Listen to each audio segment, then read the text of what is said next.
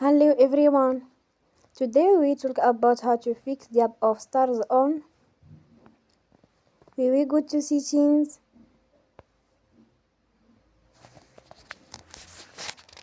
Then we click on apps. After that we will search the app Starz on and we click. Then we will on for stop. After that we go to storage.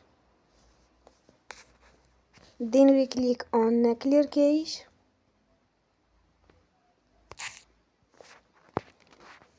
In the end, turn off your phone and you will restart your phone again. Don't forget to support us by like and subscribe. See you next time and thank you for watching.